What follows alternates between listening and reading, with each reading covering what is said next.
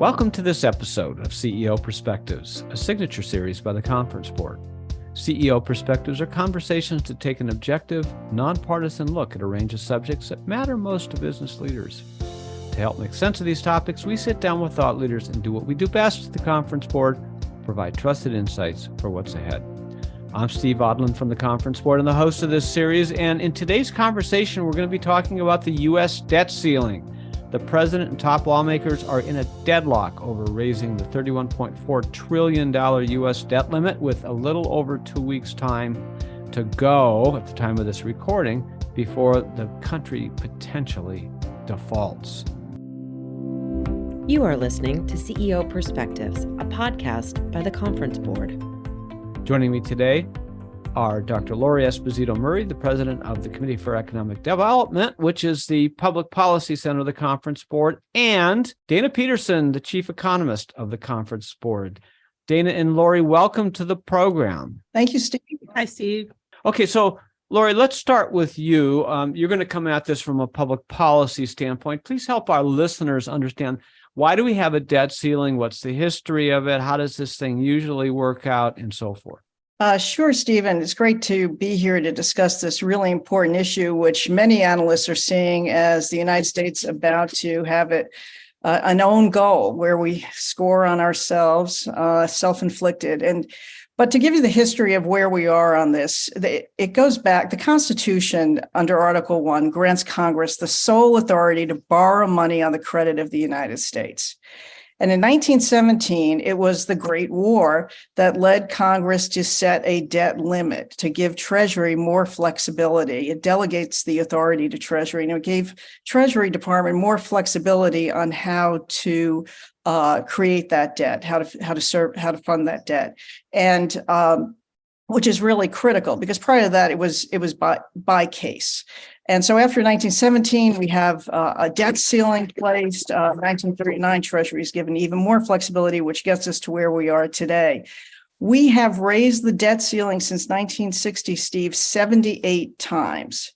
49 have been under a Republican president and 29 has been under a Democratic president, and we've suspended it 7 times. So today's debate is nothing new in terms of what we're doing. What is really different today, though, and this is so important, Steve, is that inflation has really changed the debate. I mean, at least for the past 20 years, we have been having discussions and arguments about how much our national debt has increased. And if you go back, let's go to 2011, which was the last time we had a very serious debt ceiling debate, and the U.S. credit was downgraded in the run-up to that debate being solved, that issue being solved. We had at that time 40% of our debt to GDP was the ratio, and today we're at almost 100% of debt to GDP. But for all these years, there has been very low interest rates, so we've been spending money that we haven't really been paying for. And inflation has really changed the debate this time around because the servicing of the debt is getting very expensive. 2011, it was $425 billion. In 2022, it was $710 billion. And the CBO projections are that it's going to be about equal to the defense budget. The servicing of the debt will be equal to the defense budget in 2023. So really critical element of an increased cost. It's choking out the rest of the national budget in terms of meeting our priorities and needs.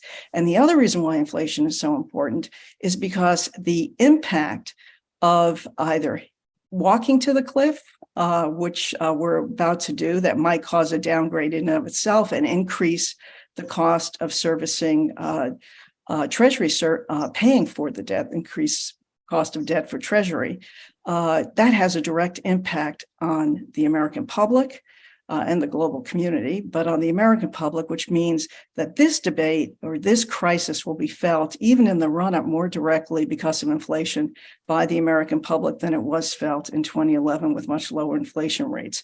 So inflation's a big game changer here. What are we facing? Everyone in this involved in the negotiations right now, the 2 principal leaders in the House, Democratic and Republican in the House and the Senate and the president, are all saying that we need an agreement by the end of the week. It's looking better, at least by most of the parties. And President Biden is going to the G7, which he had indicated he would not do if the negotiations weren't moving forward. So looking at where we stand right now, there really is, we can discuss the options, but there really is no option except negotiation. And even the president now is using the term negotiation. He had said he didn't want to negotiate. You couldn't negotiate again the debt seal, lifting the debt ceiling. And he has as his experience the 2011 debt ceiling raise that he actually negotiated.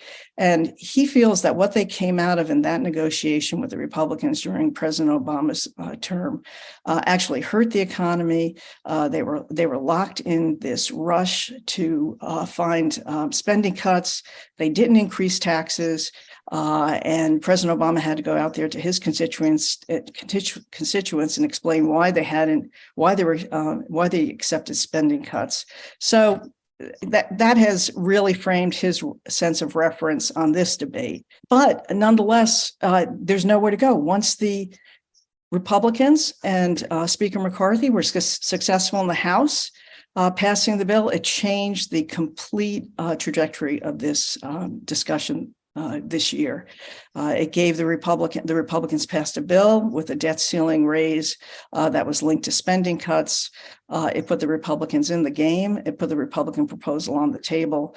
And they've been negotiating, burning the midnight oil over the weekend. And what we know what's on the table is that there's agreement that we could claw back COVID spending. There's an agreement, most importantly, on spending, that spending cuts will be part of the package. And what's interesting is that the Republican bill really almost eradicated the Inflation Reduction Act and all the climate proposals. And while the president said the IRA was off the table, he has said that increasing permitting is on the table. And that he actually embraced Senator Manchin's bill on permitting. So you see the framework of a positive negotiation taking place. I mean, there are many issues. The most important is where the cuts come from. Both parties have said not out of Social Security and not out of Medicare. So they're not looking at the non-discretionary funding, which is 2/3 of our budget. They're looking at the 1/3, and Republicans have indicated, although this is not elaborated in their bill, have indicated that defense spending is can't be touched. And so you're looking at 1/3 of the funding is discretionary, half of that is defense. And so the Republicans say the cuts should come out of what's remaining. And the discussion is, what will the cuts come out of? There have been a number of, particularly over this past week, options brought up. Well, what I hear you saying, let me just make sure I'm hearing it correctly. What I'm hearing you say is that debt matters. It always has. But the reason that people have said in the past that debt doesn't matter is because when interest rates were almost zero, it didn't cost us anything. Now that interest rates have risen, and it's likely that interest rates will be normalized going forward, it's going to cost us all of this, which consumes more of the budget. Hence, what I hear you say is that the politicians in Washington are having a debate, although they're not doing it as civilly as we would all like, but they're having a debate over how to fund this, how much spending to cut, how much taxes to raise. How do you make the funding work while at the same time preserving their policies? Is that a reasonable summary of what you said? Yes. And what's critical here is that the business community has always solidly stood behind not playing politics with the debt limit. And that's different this time because there are two issues on the table. There are two very serious issues facing the viability and our fiscal health and our economic health. One is the debt ceiling, not to go off the cliff and upend the economy. And the other is the national debt that we're carrying. We're at 100% just about of debt to GDP right now. And that's supposed to double under conservative estimates, double in about 30 years or so. And the business community knows with especially increasing inflation, we can't afford to go down that path any longer. So the business community is actually split and thinks, yes, we can't default, but yes, we should be looking at our debt to GDP ratio and the excessive debt that we're carrying. And so that's very different. That's changed the dynamic this year. Got it. Okay. So what are the possible paths here? Well, there are several alternatives that have obviously very seriously were looked at in 2011 or being looked at again and dismissed in 2011. So one option is the platinum coin. It was passed in an obscure bill in 1996. That was a commemorative coin bill allowing the Treasury to issue commemorative coins, but no ceiling was set on the coin. It had nothing to do with the debt ceiling. But it has been very cleverly pointed to as an option. The Secretary of Treasury has dismissed this as completely gimmicky. The Federal Reserve has already said that it would not accept the coin. It puts the Federal Reserve in a political position where it's getting in the middle of a political debate on whether or not to raise the debt ceiling. There are so many negatives, and it doesn't solve the problem. You have the other options are really the same thing. They're just holding patterns or trying to plug the dam until you get a solution.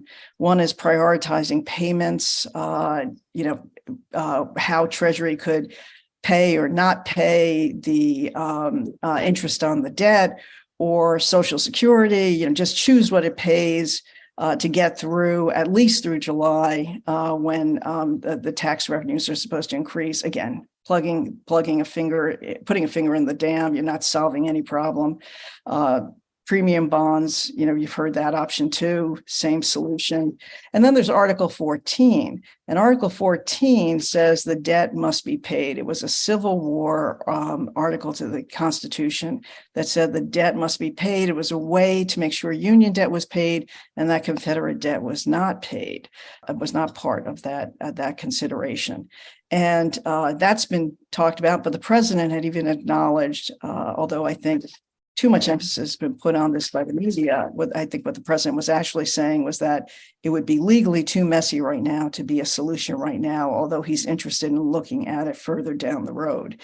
So the point is, Steve, and I really want Dana to explain the seriousness of this, is that we are really in crisis right now. We are facing going towards the cliff. We saw this happen in 2011. We saw it disrupt the economy. We saw it disrupt the global economy, the U.S. role leadership in the world, the value of the importance of the dollar at a time when China and Russia are accelerating their efforts to undermine the dollar as the principal currency, reserve currency of the world. We are in this crisis moment, and it has to do with not only the debt ceiling, resolving that, but also resolving where we're going in terms of fiscal health and as a nation, given the exorbitant amount of debt we've taken on. Okay, that sounds very worrisome. We're going to take a short break and be right back with Dana Peterson's comments on the impact on the economy. What does the future of work mean for your employees? How will your company navigate ESG? Will there be a global recession?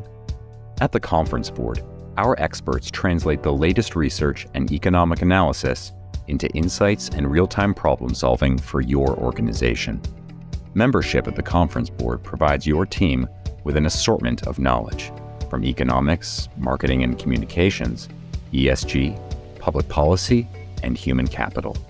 As a member, you'll have access to our center experts, member-exclusive events, data and benchmarking tools, and peer sharing that will help you understand the present and shape the future. Consider becoming a Conference Board member today by visiting www.conference-board.org. Welcome back to CEO Perspectives. I'm Steve Odland from the Conference Board and the host of this series, and we're talking about the debt ceiling. Lori Murray stopped at the end of the first half of this recording, and she said this was going to be a disaster if we don't raise the debt ceiling. And then, of course, we have to deal with the long-term implications. Dana, turning to you now, talk about why this would be a disaster.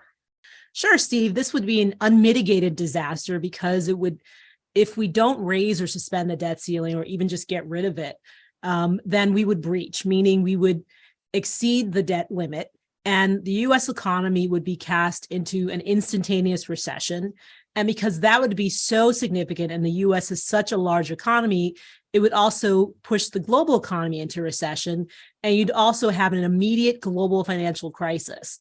Now, we're talking about growth rates or declines in growth on par with what we saw during the pandemic. And that was really severe. And unfortunately, this would be something that is clearly and wholly unavoidable.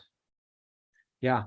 And so, you're talking also about liquidity too. So you have all of a sudden GDP collapsing, not only in the US, but all over the world. And then you've got liquidity drying up for businesses. Absolutely. And the key thing here is that the reason why you'd have a global financial crisis is because Treasury would lose the ability, or at least the legal ability, to issue US Treasury debt. And US Treasury debt is a massive portion of the global financial system. And so anyone who's holding that debt could potentially become completely worthless for a period of time if it's not resolved. And that would also definitely dry up liquidity and really hurt the balance sheets of banks and anyone who's holding those assets. But the other thing is, if you went through this, presumably it would get resolved at some point, because you can't go infinitely with this. So, even a short-term rattle like this would probably result in a downgrade of U.S. debt and maybe even challenge the U.S. dollar as the reserve currency, wouldn't it? Well, actually, even the activities that are going on now, the fact that we don't have a deal regarding a debt ceiling, and we're coming up against probably the June 1st, which is probably the X date, which is essentially when the Treasury completely runs out of cash, could prompt investors and certainly the rating agencies to downgrade the U.S. debt. And that's even without going through the debt ceiling. And certainly that would raise borrowing costs, not only for the government, feeding into the already outsized debt to GDP ratio that Lori mentioned, but also make it more expensive for businesses and consumers to borrow.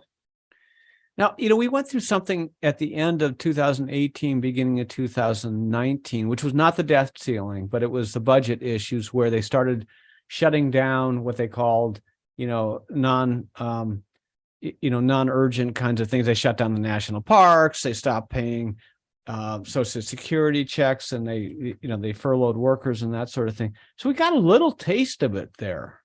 That was pretty minor. And the key thing is that did not include security or major entitlements or air traffic control or the Postal Service. And security includes national defense and homeland security, which you need to travel outside of the U.S. And certainly major entitlements include veterans and benefits for veterans, Social Security, Medicaid, and Medicare. Those things continued during that budget impasse. What's different about a debt ceiling is potentially Treasury would not be able to make any of those payments. And so you'd potentially have bedlam. And in terms of the impact on GDP, when you think about how much money the government spends in any month, it's anywhere from $1 trillion to $1.7 trillion. So if that gets wiped out over a period of 4 weeks, then that gets you alone, that cuts GDP by 6.5% or even more, maybe 7%, 7.5%. And then if you layer on the financial crisis aspect of that, where bond yields are essentially, who knows how high they could go. Theoretically, they could go to infinity. Most likely you'd see something like, 20 to 25 percentage point, not basis point, percentage point increase in that. You'd also see the US dollar collapse. The stock market would just go crazy and volatility would be extremely elevated, higher than what we even saw during the pandemic or the great financial crisis. That adds on like another 2 percentage point cut to GDP growth. So we're looking at not only a risk to society and national defense, but a massive drag on the US economy, even if this lasts for just a few weeks. So why do some of these people say that, gosh, let's just, let it happen, let it default? You hear this from certain quarters, and maybe we'll save some money from that anyway because the government spends too much. So what do you say to those folks? Well, I would suggest that they probably don't know the repercussions, or maybe it just sounds cool politically to say that you can rile up your base. But again, think about it. If all of a sudden there's no commerce because we can't guarantee security, no permits can be issued, so businesses can't do anything. There's no travel because the air traffic control would shut down. So all the airports and all travel would shut down. That would put the U.S. at great risk, not only from external forces, but internally. And essentially, no one would be able to really go to work or engage because it would just be too dangerous. And so this is a societal problem that we'd be creating by allowing ourselves to breach the debt limit. The government does serve a purpose in this spending, even though, yes, it's a lot of spending, but certainly you would have complete chaos. And also, if anyone really cares about our elders and the least of these, none of those people will receive their checks to help to support them. So this is not something that we should want, even as a political taunt. Yeah. And, your point is, even if it happened, you said a couple of weeks, but even if it happened for a couple of days, it really does shake the reputation of the United States, not just politically around the world, but really, you have to have central banks and governments around the world saying, okay, it's time, these people are not reliable. We really do need to find a different way here. And that diminishes long-term and maybe even permanently United States standing in the world. Absolutely, it does. Because when we think about the US dollar, it is the world's default reserve currency. And most transactions are done in US dollars, anything from purchasing commodities to finance and trade. And so if the US dollar is no longer considered to be a good currency to use, then certainly it would weigh on businesses because they'd have to figure out, oh, well, now I have to carry many different types of currencies. And also many central banks, as well as investors, are invested in US treasuries, and US treasuries are seen as a safe haven asset. So if investors and other central banks doubt whether or not the US will make good on its promises, then that completely throws the global financial market into chaos. And it also means that there's no longer a safe haven asset, and it'll be much more expensive for investors to find alternatives. You would think that markets would be reacting, but if you look at the U.S. stock market, it's within, I don't know, couple percent of its all-time high. Markets around the world are not rattled. That just, they're not. The markets are not stupid, so therefore the markets just assume this is just politics, yawn, and it'll work out. Why is that a risky thing to assume? Well, I get it. I understand. And the interesting thing is that markets don't operate on the same timeline or schedule as politics, as Washington does. So markets usually anticipate everything. They pull everything forward. They price it in. And then they forget about it. When the event happens, if it's a non-event, it was already priced in. If it is a big event, then you may see some volatility that wasn't already priced in. But I think anyone who's been trading or investing for a while knows that typically Washington does resolve these things at the 11th hour. And as Lori said, we have raised the debt ceiling in the past. And when we didn't, we suspended it, meaning we just kind of kicked the can down the road. We said, we'll come back and look at this in 2 years. And we've done that repeatedly, and we've never breached. And so I think investors have difficulty pricing in and considering an event that has never happened and seems just incomprehensible. So it's either that or they just expect that there will be some kind of resolution like there always has been. But as Lori said, and I agree with her, I think this time really is different, just given the dynamics of what's driving our debt. And a lot of it is net interest because the Fed has raised interest rates. And it just makes carrying that debt so much more expensive. And there really aren't any, there are definitely sound policies that we've offered, but who's listening in terms of addressing the debt, which is the overall problem regarding the debt ceiling? Yeah, so Dana makes a good point, Lori. And, she's talked about the financial risks and she's made articulate point that this is really a silly way to have a debate over these things. But the Committee for Economic Development, the group that you lead, our Public Policy Center, has put forth I think, a very comprehensive recommendation set of policies on how to deal with this long term. Maybe you could just summarize that.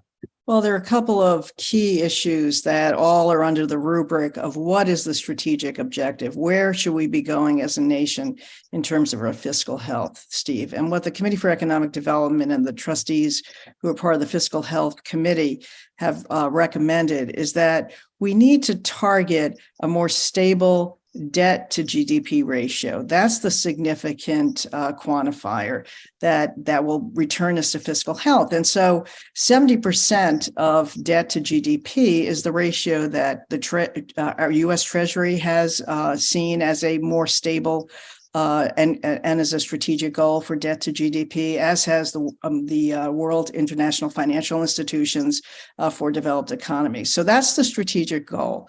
And to get there, though, is going to take at least 20 to 30 years, which means you have to start now. To get there, the reason why it will take that long is because you want to do it without real hits in terms of either spending cuts, tax increases, so that your economy continues to grow and doesn't suffer deep recessions. 20 to 30 years. So to get to a debt to GDP ratio of 70%, now remember, we were at 40% during the Great Recession, just before the Great Recession.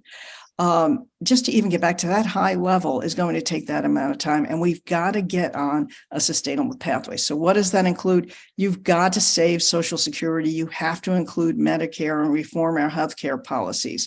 Both parties have put that off the table. That's the non-discretionary funding. It has to be back on the table. And it's interesting because the Problem Solvers Caucus on the Hill, which has both Republicans and Democrats, actually have that incorporated into their proposal for how to achieve a better and more sustainable fiscal health as a solution to this debt crisis.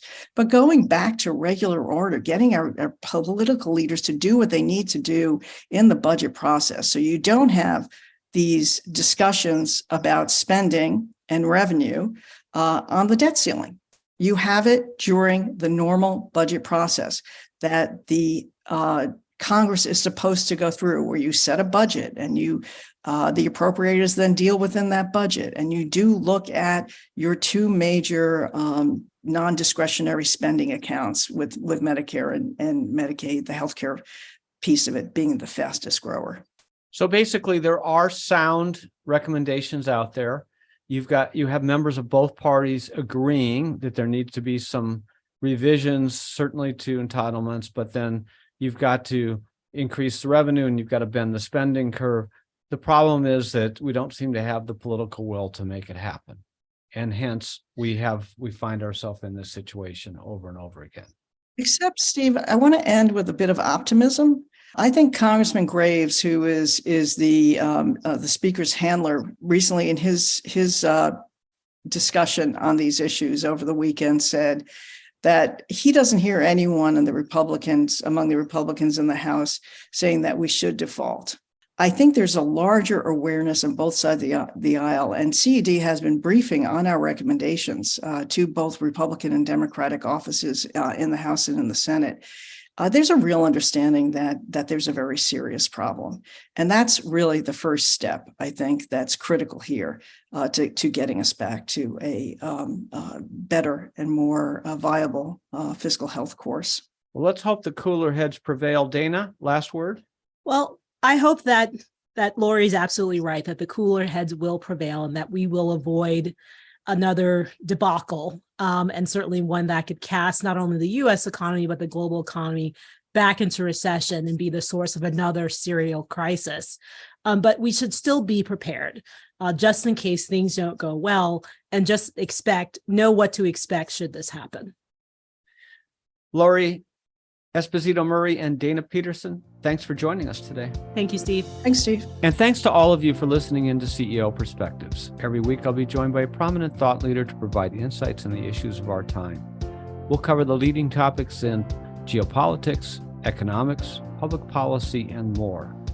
Please share CEO Perspectives with your colleagues and with your friends. And please send this episode to every elected official you can find because they need to listen to us. I'm Steve Odland, and this series has been brought to you by the Conference Board. You have been listening to CEO Perspectives, a podcast by the Conference Board.